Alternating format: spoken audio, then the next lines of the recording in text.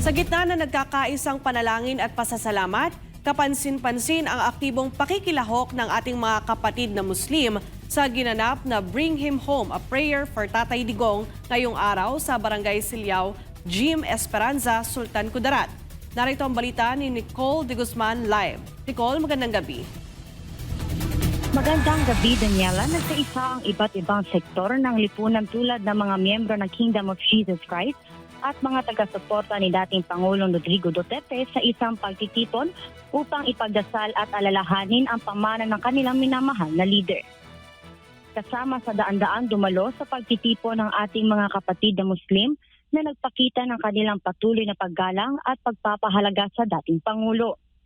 Ayon sa ilan sa kanila, si Duterte ay kinilala hindi lamang bilang isang matapang na leader kundi bilang isang kaibigan ng komunidad ng mga Muslim sa Mindanao. Sa kanilang pananalita, binigyan diin ng mga dumalong kasapi ng Muslim community ang papel ni Duterte sa pagpapataguyod ng kapayapaan at pagsugpo sa paggamit ng droga lalo na sa Mindanao.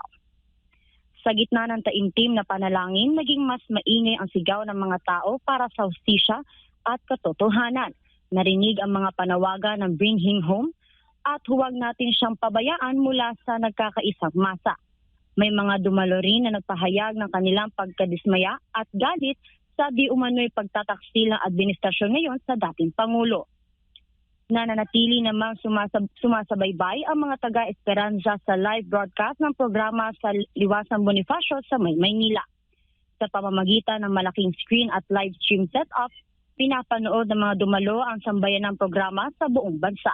Ito ay bahagi ng isang malawakang pagtitipon kundi saan ang iba't ibang lungsod at lalawigan ay nagkaroon din ng kani-kanilang prayer gathering upang ipakita ang patuloy na suporta at pagmamahal kay dating Pangulong Duterte. Habang patuloy ang pagdarasal at pagpapabahagi ng mga alaala sa Barangay Silao Jim, nanatili namang nakatutok ang mga dumalo sa mga ulat tungkol sa kasulukuyang kalagayan ni dating Pangulong Duterte. Sa kabila ng kaniyang kasalukuyang kondisyon, patuloy ang pag-abuso ng suporta mula sa iba't ibang bahagi ng bansa, lalo na rito sa Sultan Kudarat, kung saan sama-samang itinataas ang panalangin para sa kanyang kalusugan at kapayapaan. Ang Bringing Home a Prayer for Tatay Digong ay patunay na ang pagmamahal at respeto ng sambayanang Pilipino, Kristiyano man o Muslim, para sa dating Pangulo ay nanatiling matatag. Sa kabila ng pagkakaiba sa pananampalataya, pinatunayan ng mga dumalo na higit sa lahat ang pagkakaisa at respeto ang tunay na pagpapalakas sa ating bayan. Mula dito sa Sultan Kudarat, Nicole de Guzman, ang inyong citizen correspondent, nag-uulat para sa Diyos at sa Pilipinas kong mahal. Maraming salamat, Nicole de Guzman, sa detalye ng balita.